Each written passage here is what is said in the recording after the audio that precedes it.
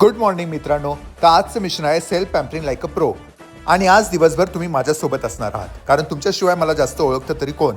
Wow, काय प्रकाश आहे. सेल्फीसाठी परफेक्ट लाइटिंग आहे.